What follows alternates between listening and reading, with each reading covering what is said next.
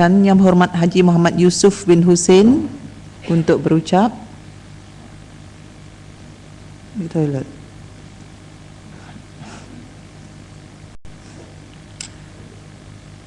Okey.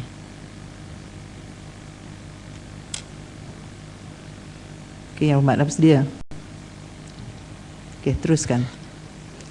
Assalamualaikum warahmatullahi wabarakatuh dan salam sejahtera Puan Yang di-Pertua dan ahli-ahli yang berhormat. Alhamdulillah saya diberi peluang untuk mengambil bahagian dalam titah ucapan Al-Muqtasimu Billahi Muhabbuddin Tuanku Abdul Al-Haj Haji Abdul Halim Muazzam Shah ini almarhum Sultan Wali Shah Seri Paduka Baginda Yang Tuan Agong yang telah meresmikan syarat utama penggal kelima Parlimen pada 12 Mac yang lalu. Saya juga mengambil kesempatan ini untuk menjunjung kasih, merafak semua dan ucapkan setinggi-tinggi tahniah di atas pelantikan ke bawah Duli Yang Maha Mulia Tuanku Seri Paduka Baginda Yang Tuan Agong sebagai Yang di-Pertuan Agong untuk kali yang keduanya. Yang ini merupakan satu sejarah dalam negara kita. Dan untuk perhatian ahli-ahli yang berhormat, Kepada Duli Yang Maha Mulia Tuanku Sultan Kedah amat disayangi dan dikasihi oleh rakyat negeri Kedah kerana baginda terkenal dengan akhlak mulianya dan merupakan seorang raja yang memegang kepada prinsip raja berperlembagaan dan menghormati perlembagaan negara, di mana pengalaman baginda yang telah mentadbir negeri Kedah itu khususnya lebih daripada 50 tahun dengan jumlah 9 orang menteri besar yang begitu prihatin dan mengambil berat setiap perkembangan yang berlaku dalam negeri, termasuklah permasalahan rakyat atau juga suasana politik, yang mana baginda akan memastikan supaya negeri Kedah sentiasa berada di dalam kesejahteraan. Oleh kerana itu saya yakin sekarang ini baginda sebagai Yang di-Pertuan Agong mampu mendaulatkan negara Malaysia kerana baginda adalah seorang yang berpengalaman. Puan Yang di-Pertua, saya juga mengambil kesempatan ini untuk mengucapkan takziah khususnya kepada keluarga mendiang Senator Subaya kerana masa majlis angkat sumpah yang terbaru menteri-menteri, dia duduk di sebelah saya dan itu kali pertama dia bersembang secara mesra dengan saya. Saya pun bimbang juga. Hak duduk dekat saya dulu jiran saya daripada Selangor, daripada MCA mendiang, dah meninggal. Tak tahulah gilir saya bila. Sebab kita kena terima hakikat ini. Kena terima hakikat ini. Sebab kullu nafsin za'iqatul maut. Setiap yang hidup dia mesti rasai mati. Dia kena mati. Soalnya bila. Jadi sebab itulah saya duk fikir dalam perbahasan ni, dalam sidang ni mungkin hampir pilihan raya. Ada yang garang, ada yang keras, ada yang sindir. Sakit juga telinga ni. Kalau tak tahan saya keluar. Sebab Yang di-Pertua kata kalau panas sangat keluar. Saya pun orang yang melawan juga. Tapi insya-Allah oleh kerana teringat mati ni bila-bila, dan dalam politik ni macam-macam boleh berlaku. Sesuatu yang kita tak jangka. Mungkin dalam pilihan raya akan datang ni, kata rakyat kalah teruk lagi. Tak ada masalah, duk kalah. Mungkin Barisan Nasional pula rasa kalah, mungkin yang kawan jadi lawan. mungkin yang lawan jadi kawan. Sebab itu saya selalu dipesan oleh orang-orang lama, kita berbaik dengan seseorang tu tahu 10% habuan bergaduh. Kita bergaduh dengan seseorang itu tahu 10% untuk habuan kita berbaik semula. Jadi dalam keadaan ini, insya-Allah saya cuba bercakap supaya tidak menyentuh peribadi sesiapa, terutama yang amat berhormat Perdana Menteri. Saya menegaskan bahawa Perdana Menteri itu Perdana Menteri saya. Sebab dia telah dipilih oleh rakyat dalam pilihan raya yang lalu. Dan oleh kerana itulah, dalam titah ucapan agung ini saya akan menyentuh beberapa perkara. Pertamanya dalam Perenggan 4, baginda menitahkan sesungguhnya Malaysia adalah bumi bertuah, subur. Kita akui bahawa sebuah negara yang berbilang kaum yang begitu banyak etnik, yang sampai sekarang kita boleh dalam keadaan aman. Dan bumi Malaysia pula sebuah bumi yang subur, tanam kelapa sawit menjadi, tanam getah menjadi, tanam padi menjadi. Dalam bumi ada biji lagi, dan suatu hari tak mustahil Tuhan beri rezeki kita, timbul emas yang banyak dalam bumi Malaysia ini, kita akan menjadi kaya-kaya. Sebab itulah saya berharap sangat kepada kerajaan agar dalam program seperti mana yang ditetapkan oleh Kepala Dunia Mula Tuanku dan projek yang dilaksanakan oleh kerajaan ialah sesuatu yang dapat benar-benar dapat dirasai oleh rakyat. Bagi pihak rakyat di negeri Kedah, saya ucap terima kasih beri pemberian RM500. Itu merupakan pemberian jangka pendek, tetapi sudah sampai masanya kerajaan perlu merancangkan bahawa rakyat kita yang 40% dari jumlah 27 juta ini yang berpendapatan rendah, memikirkan bagaimana bentuk bantuan seperti mana kita memberi mata kail, bukan memberi ikan, agar dia dapat berdikari dan seiring untuk meneruskan kehidupan dalam cita-cita kerajaan dan kita semua supaya Malaysia menjadi sebuah negara yang maju. Semalam Timbalan Menteri Perdagangan dan Industri menjelas bagaimana sumbangan yang dibuat, peranan yang dibuat oleh kerajaan dalam membantu IKS. Karena saya melihat IKS ini belum benar-benar berkembang, terutamanya di desa-desa yang mana bakat-bakat niaga orang-orang desa terlalu luas, yang mereka ini perlu diberi bantuan, perlu diberi latihan, perlu dibimbing agar suatu masa kelak mereka boleh berdikari. Dan seharusnya pada masa ini bukan sahaja kita menumpukan kepada pembangunan yang bentuk bangunan, tetapi pembangunan institusi keluarga terutama dalam bentuk ekonomi haruslah dipandang serius oleh kerajaan. Dan saya percaya dengan kemampuan pakar-pakar pegawai-pegawai kerajaan yang ada dalam negara kita ini boleh berancang mengadakan satu plan tindakan yang bersepadu, yang menyeluruh, agar projek-projek yang berimpak tinggi ini yang memberi bantuan secara langsung kepada rakyat untuk mereka menguruskan hidup mereka sendiri dengan pendapatan yang lebih lumayan akan berjaya. Dan barulah ketika itu tidak berlaku penghijrahan orang-orang kampung, orang desa, anak-anak muda ke bandar, kerana di kampung pun mereka sudah selesa. Dan barangkali apabila keadaan itu berlaku, ibu bapa yang tua boleh diberi perhatian oleh anak-anak muda ini, yang mana mereka dapat menjalankan perusahaan kecil di kampung mereka sendiri.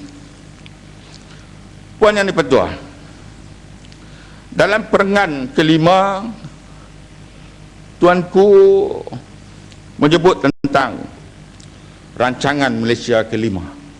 Saya tidak ingin pergi jauh atau membahaskan perkara ini lebih terperinci.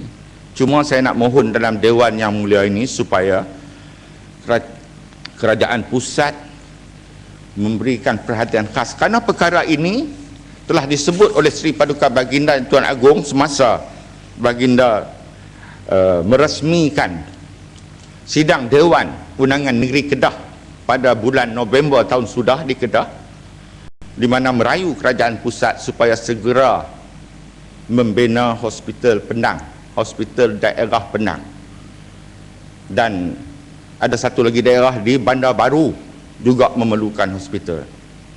Saya merayu agar ini diberi perhatian serius dan pembinaan ini dapat disegerakan, sebab daerah Penang ini kian ramai penduduknya dan mempunyai masalah kalau mereka nak ke hospital besar di Alustar.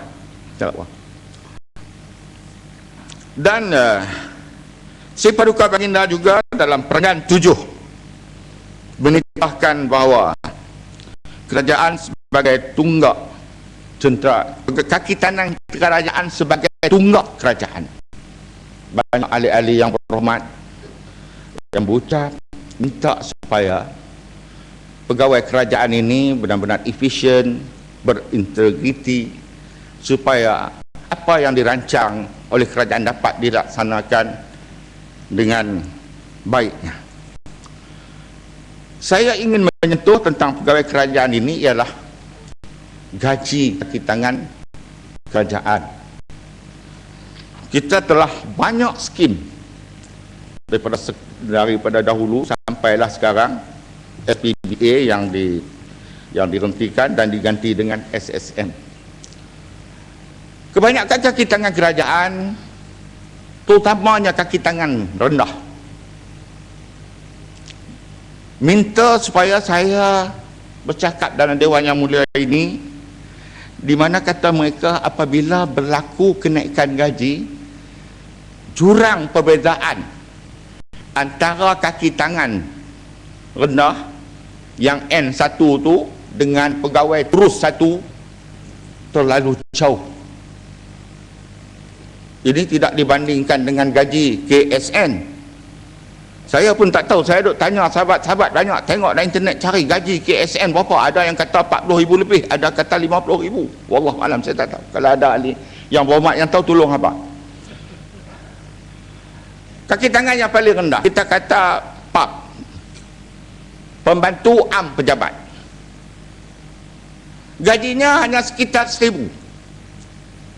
Katalah yang turus 40,000, sudah 40 kali ganda cara perbezaan gaji. Kerja sama 8 jam sehari, walaupun dia belajar sampai SAP, barangkali SSM apa SPM tak lulus, tapi dia memberi sumbangan yang sama. Dalam kenaikan yang baru SSM ini, sebahagian kaki tangan yang ada kategori dia diberi kenaikan 13%. Pembantu am pejabat akan mendapat 1,300, kenaikan 13% besar. Tetapi yang gaji 40,000 hanya dapat 2,800 tambahan, dengan Pak Ap yang anak 3 orang yang rumah sewa hanya mendapat tambahan 1,300. Mungkin kita boleh menegaskan bahawa pegawai tinggi mempunyai tanggungjawab yang lebih, kena berfikir lebih. Dia belajar sampai peringkat PhD untuk menjadi pegawai tinggi. Dia orang yang penting untuk melaksanakan dasar dan program yang disusun atur oleh kerajaan. Dalam kaedah ini, kalau kita kata sebuah kenderaan kereta, kita tidak tayar yang dia mahal 500, 600 sebuah. Dia tak boleh mendabik dada kerana aku mahal, kereta ni boleh berjalan, tayar mahal. Skru tayar tu harga RM2. Kalau dibuang skru yang RM2 itu, dibuang pembantu am rendah pejabat, tinggal tayar saja jalan, apa berlaku kenderaan itu? Makna pegawai rendah kerajaan ini bukanlah satu jawatan yang tidak penting, yang tidak mustahak untuk melaksanakan program, projek jentera kerajaan. Sebab itu dalam hal ini, mewakili kaki tangan rendah pegawai kerajaan, 13% diberi itu saya rasa patut dinaikkan lagi, walaupun jumlah peratusnya nampak besar, tapi tambahannya sekadar 130. Jumlah peratus yang kecil, walaupun nampak kecil, jumlah tambahannya Betul. hampir RM3. Mohon ada yang nak mencelah. Boleh. Oh, terima kasih. Terima kasih. Yang mana satu yang nak dibagi ni? Yang Datuk Rahim dulu. Silakan Yang Berhormat Datuk Rahim. Terima kasih Yang Berhormat. Terima kasih Yang Bertua.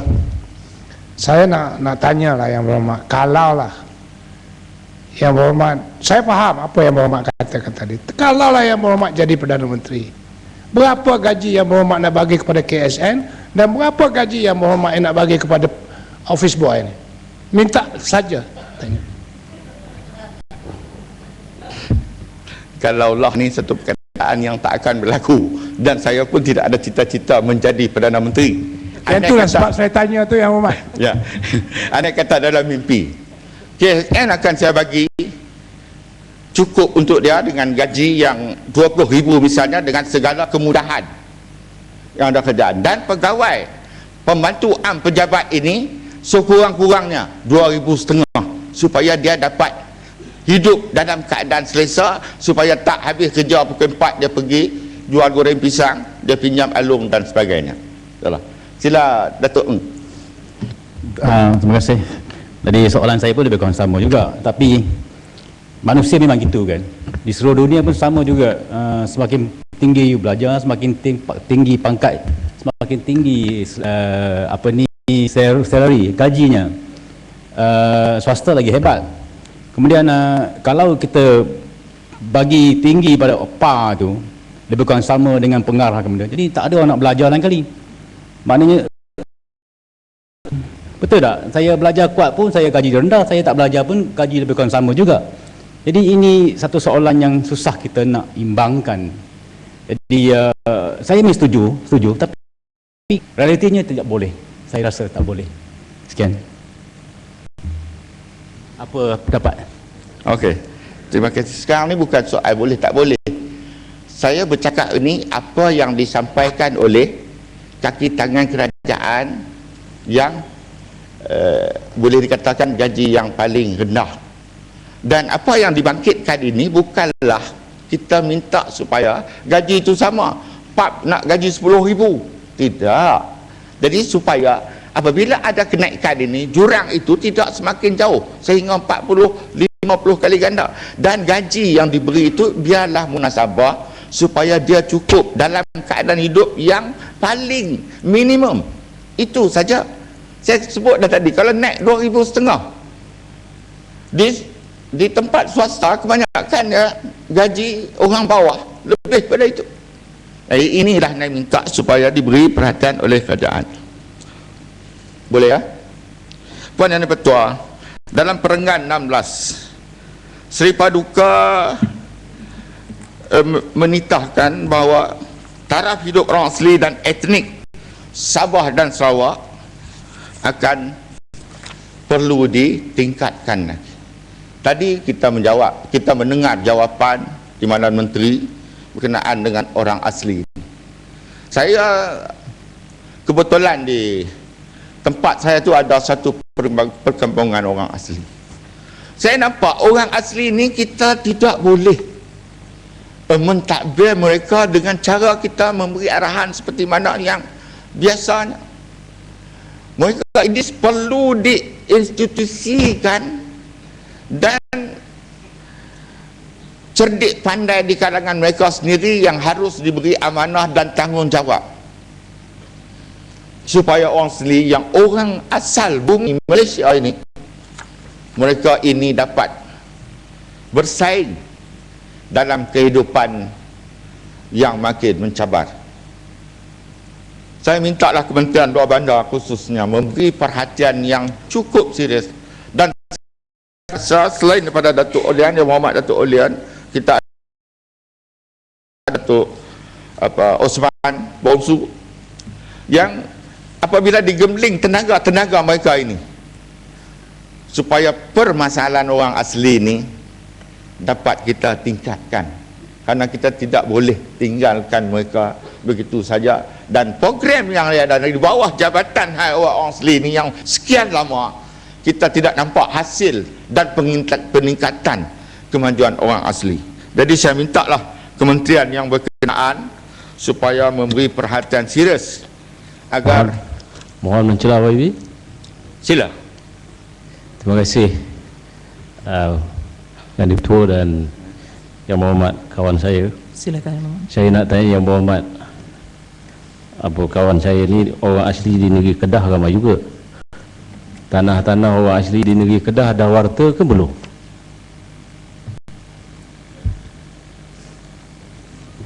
Minta maaf, yang tu saya tak perasan. Saya nak jawab belum, nanti dah warta kan? Kalau saya nak jawab warta, mungkin belum. Jadi dalam hak orang asli di Kedah tu, insya-Allah Yang Berhormat boleh datang ke Kedah. Saya sendiri boleh bawa Yang Berhormat jumpa Menteri Besar. Menteri Besar dengan saya ni bukanlah rapat, tapi saya tak takut kat dia. InsyaAllah boleh, kita boleh selesaikan.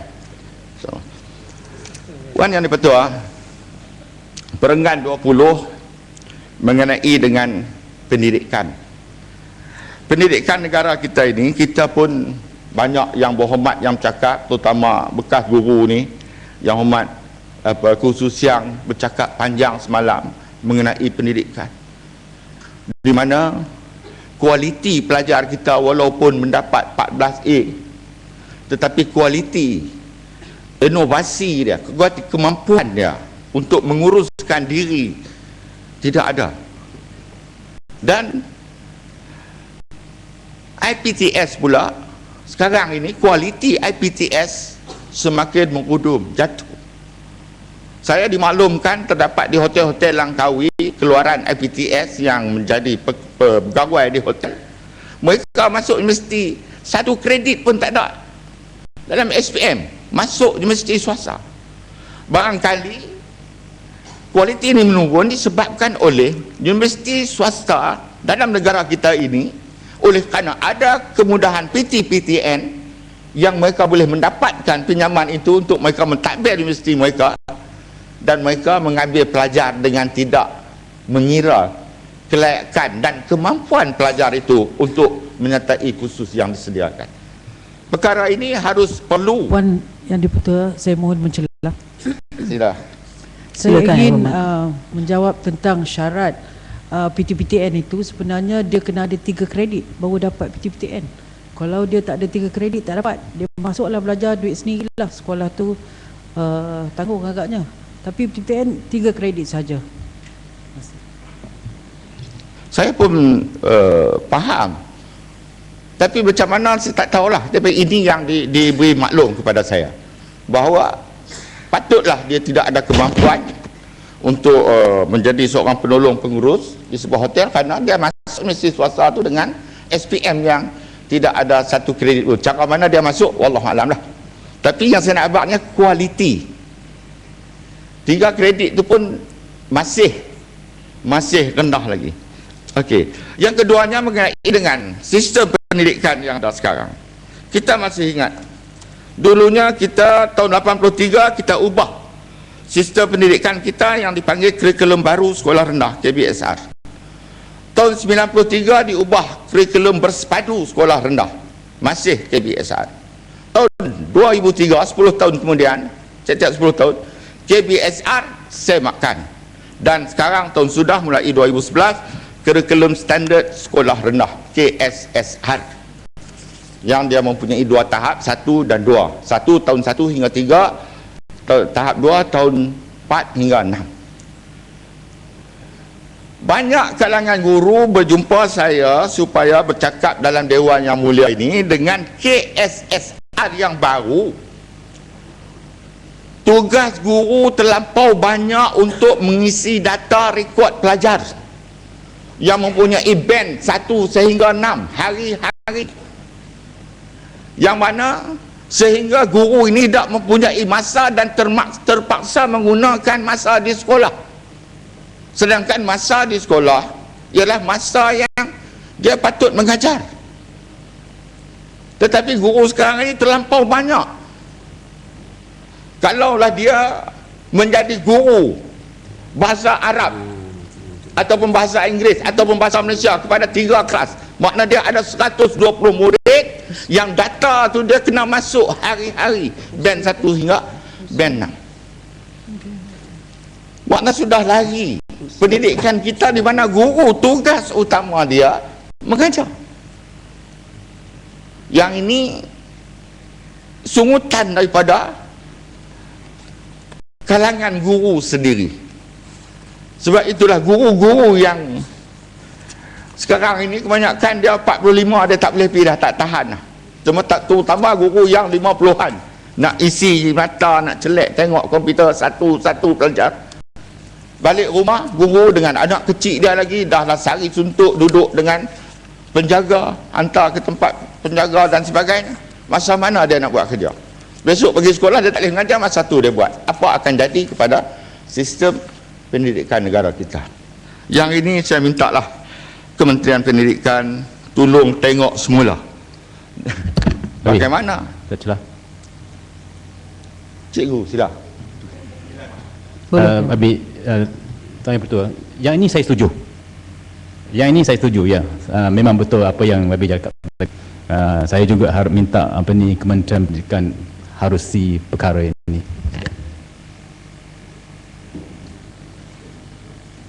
Terima kasih.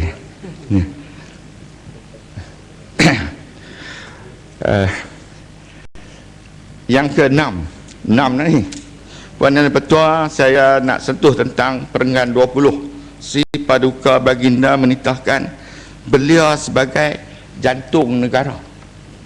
Mana negara ini tak akan hidup tanpa beliau. Jantung negara. Jadi masalah yang ada kepada kita sekarang dalam masyarakat kita sekarang, generasi beliau ini pada masa sekarang, kita dengan mat rempitnya, dengan budaya kuning, dengan dadahnya, terutama beliau laki-laki, minta maaf lah, yang perempuan dia boleh tahan sikit. Perempuan ni banyak masuk ke universiti, yang laki-laki ni banyak masuk ke pusat santi. Itu yang cari awan hitam. Jadi bagaimana kita nak membentuk 60% beliau kita ini supaya dia menjadi warga negara beliau yang bertanggungjawab, yang dia memikirkan negara Malaysia dan generasi yang akan datang. Kalau kita tak bentuk daripada sekarang, jantung ini dia akan berlubang, dia akan kena serangan. Saya bukan pakar dalam bahagian ni, tak tahu ni yang Menteri Jabatan Menteri ada JAKIM, tolong fikirlah macam mana nak buat. Cukup parah.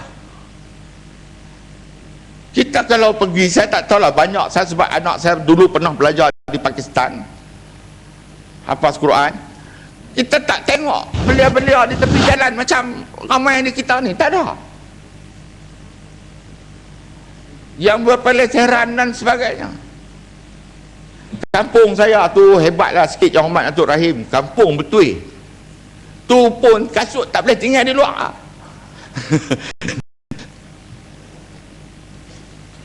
Jadi macam mana program pelam nak buat tu bukan padan dengan saya nak fikir nak carilah pakar supaya kita cukup payah nak didik golongan yang merosak macam ni, terutama mereka yang tidak. Yang berhormat, boleh saya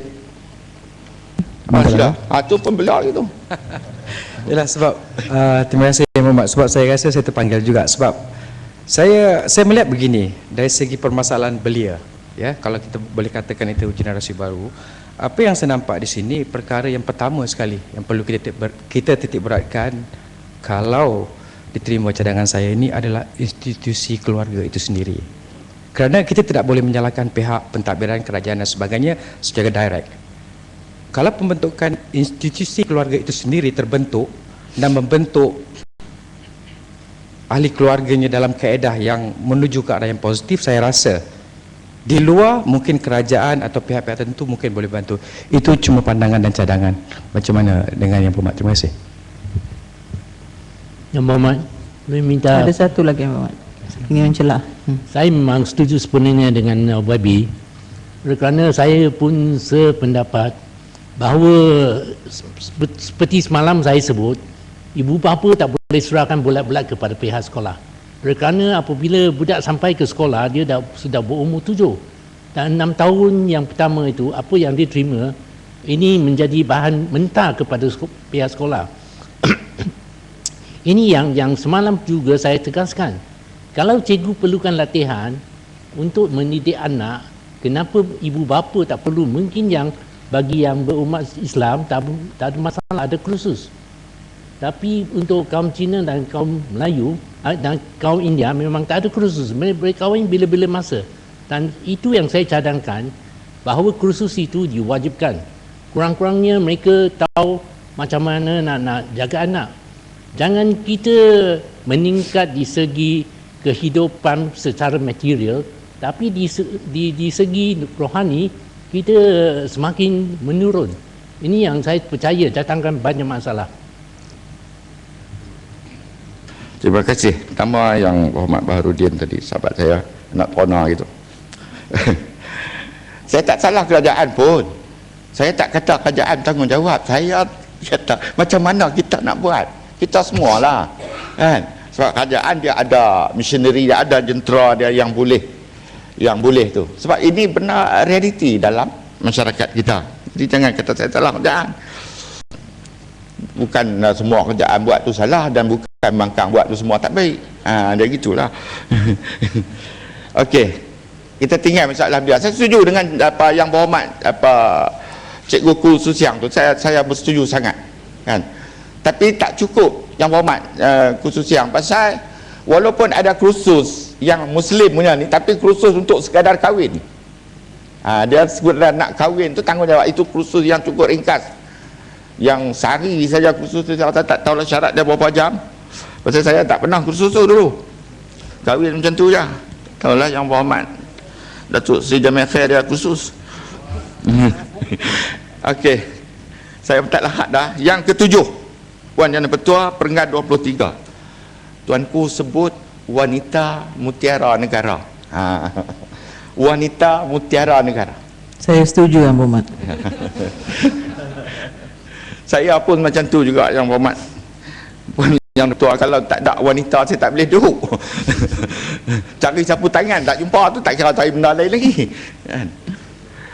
Jadi sekarang ini sudah jadi berlaku zaman wanita juga akan menjadi ahli Dewan Negara, wanita juga pegawai tinggi kerajaan, wanita juga pembuat dasar. Jadi pelibatan yang banyak wanita juga jadi timbalan speaker. Terima kasih Yang Berhormat. Jadi bagaimana pula peranan wanita yang sejak dulu dia sebagai pendidik, tangan ibu, tangan yang menghayun buayan tu mampu menguncang dunia, itu maksudnya dia mampu mendidik anak dia menjadi orang yang hebat. Saya dah bercakap dalam Dewan Yang Mulia ini, saya nak melahirkan seorang anak tu bukan satu benda mudah, sebab saya ada pengalaman jadi bidan anak sulung. Teruk. Tapi bila keluar saja menangis suara budak tu, ibu dia sanggup peluk cium walaupun belum dibersihkan. Sayang kepada zuriat dia yang baru lahir ke dunia. Tapi sekarang dia boleh buang dalam tong. Nasib baiklah kalau dia tak depan rumah kita, kita boleh tolong ambil mandi belah. Dia buang dalam tong, buang dalam sungai, buang dalam, bukan salah kerajaan, tapi salah siapa?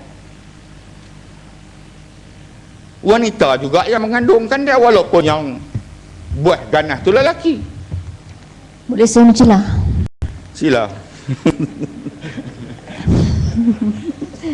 Yang berhormat, tepuk tangan sebelah tak akan berbunyi. Itulah masalahnya timbul. Kadang-kadang yang terjadi itu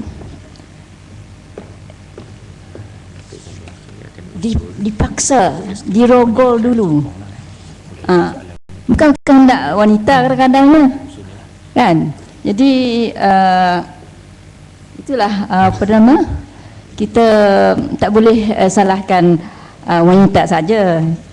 Mesti ada, kata orang yang saya sebut tadi, tepuk tangan sebelah saja tak akan berbunyi. Yang kita kadang-kadang kita baca dalam surat khabar, yang jadi mangsa tu dia orang melalui apa tu, kena rogol lah, kena apa lagi, yalah macam-macam jalan untuk dijadikan mangsa sehingga melahirkan anak luar nikah. Terima kasih. Yang Berhormat, tunggu sebentar Yang Berhormat. Sebelum Yang Berhormat meneruskan Saya ingin ucapan Yang bercelah, Berhormat, boleh? tunggu sebentar Yang Berhormat. Kita ada usul menteri.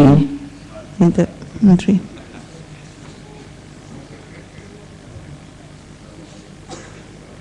Salam sejahtera. Tuan Yang Dipertua, mengikut peraturan mesyuarat 11/1, saya memohon mencadangkan bahawa mesyuarat pada hari ini tidak akan ditangguhkan sehingga jam 6.30 petang, dan selepas itu majlis mesyuarat akan ditangguhkan sehingga jam 10 pagi hari Khamis 26 April 2012. Terima kasih. Terima kasih. Ada yang menyokong? Puan Yang Dipertua, saya mohon menyokong. Ahli-ahli Yang Berhormat, sekarang saya kemukakan masalah kepada majlis untuk diputuskan. Masalahnya ialah usul seperti yang dikemukakan tadi hendaklah disetujukan. Ahli-ahli yang setuju kata bersetuju, yang tidak kata tidak. Lebih suara bersetuju, usul disetujukan. Boleh saya mencelah? Terima kasih. Silakan Yang Berhormat.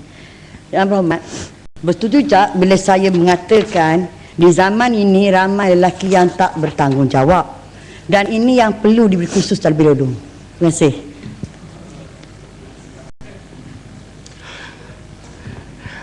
Tadi Yang Berhormat yang pertama Puan Dayang, Datuk Dayang, memang saya setuju. Bukan dua-dua, sebab wanita ni kan dulu dari Johor saya ingat ada seorang adun, kalau gadis nak keluar daripada rumah kita nak selamat pakai cawat besi kan. Barangkali kita nak kena laksanakan balik. Sebab dunia sekarang dalam keadaan tak selamat, walaupun kita negara yang selamat, tapi realitinya elemen-elemen ni bukan saja wanita ni, kanak-kanak sanggup dan ada juga yang budak tu dia lari ikut boyfriend dia, abang kat mak dia kata orang culik, adalah. Kemudian laki-laki ni korang baik dah, korang pupus, maksud Yang Berhormat Datuk. Tu saya tak berani komen lagi, orang laki-laki marah kata. Dalam hati kecil saya setuju. Jadi apa yang saya cuba nak bawakan ialah tugas yang lumrah, di mana pendidikan anak ini dilakukan oleh wanita, yakni ibu dia sendiri. Kita berlaku pertemuan apabila wanita sekarang juga berkerjaya, pembuat dasar dan terlibat dalam hal-hal yang lain. Anak-anak yang di rumah ni, pembantu rumah lah yang didik. Kalau Indonesia lah, kalau Myanmar lah. Ini pun salah satu punca benda-benda itu yang berlaku. Bagaimana kita nak selesaikan masalah ini? Balik kepada Yang Hormat Cikgu Khusus Siang tu, saya setuju. Ini masalah, dia ada kaitan, ada hubungan. Makna institusi keluarga kita perlu bentuk semula, yang mana bukan saja kerjaya menjadi keutamaan, tetapi keluarga juga menjadi keutamaan. Bagaimana nak selesaikan ni, saya sendiri tak mampu nak berfikir. Mungkin kementerian yang berkenaan boleh mencari satu formula yang baru supaya kerjaya ini tak ditinggalkan dan tanggungjawab. Sebab bapa ni dia bukan jenis didik. Saya anak 10, saya tak tahu pun anak saya masuk mesti, saya tak tahu. Tak tahu kena piantak ya. Semua mak dia. Maknanya dia kemampuan wanita. Mohon mencela. Ya. Saya hanya ingin bertanya Yang Berhormat sama ada Yang Berhormat setuju atau tidak dengan saya.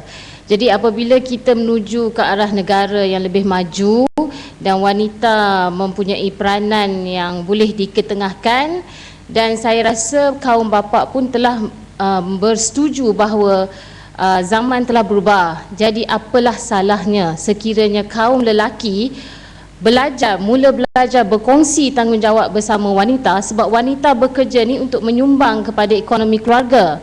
Jadi saya rasa kaum bapa juga harus diberi latihan dan kefahaman bahawa fungsi institusi kekeluargaan harus dikongsi bersama, tanggungjawab bersama. Jadi sama-sama mencari rezeki dan sama-sama mendidik keluarga. Saya rasa itu cadangan saya minta komen daripada Yang Berhormat. Terima kasih.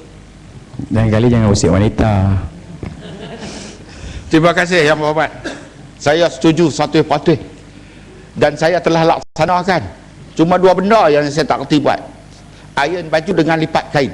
Hak lain masak semua saya pandai. Jadi Yang Berhormat, boleh minta mencela sikit? Ada lagi yang nak mencela? Saya memang setuju sepenuhnya. Selalunya kalau kita perhatikan di sebuah keluarga, kalau ada masalah, ini selalunya disebabkan oleh ibu dan bapa tidak sama pandangan. Sesuatu yang dilakukan oleh anak, bapa kata betul, mak kata salah. Apabila mak kata betul, bapa kata salah. Akhirnya anak itu tak tahu itu betul ataupun salah. Pada dia, kelakuan itu tak salah. Hanya pandangan ibu bapa yang salah. Jadi memang penting di sebuah institusi keluarga, ibu bapa kena sependapat. Dan memang kalau tak boleh, kalau mereka berpecah belah pandangan, itu memang datangkan masalah. terima kasih Yang Berhormat. Saya setuju sangat. Jadi makna kesimpulannya dalam hal ini, kementerian yang berkenaan perlu mengadakan satu barangkali kurikulum baru, kerjasama ibu dan bapa dalam mendidik anak untuk menyelamatkan negara kita pada masa akan datang. Dan akhir sekali Perangkat 28, Sri Paduka Baginda menegaskan bahawa rasuah akan dibenteras dalam negara kita Malaysia. Jumlah dah telah disebut oleh ramai Yang Berhormat Bocak. Ada yang kata 10,000 juta, ada yang kata 20,000, macam-macam maklumat. Ada yang kita tahu, ada yang kita tak tahu. Sebab rasuah ini bukan berlaku yang dilakukan oleh kaki tangan kerajaan saja. Ia berlaku semua pihak, sama ada orang politik, tak kira Pakatan Rakyat kah, Barisan Nasional kah, manusia. Jadi kalau ini dapat kita benteras, mungkin mustahil kalau kita nak kata sifat rasuah dengan kita memberi kekuasaan yang lebih kepada SPRM. Contohnya, barangkali pencegahan rasuah ini dapat dilaksanakan lebih realistik dan menyelamatkan wang negara yang patut wang itu dinikmati oleh rakyat tetapi hilang begitu saja. Puan Yang Dipertua, saya mohon menyokong titah ucapan Sri Baginda Yang Bertuan Agong. Terima kasih. Terima kasih Yang Berhormat. Terima kasih. Seterusnya saya ingin mempersilakan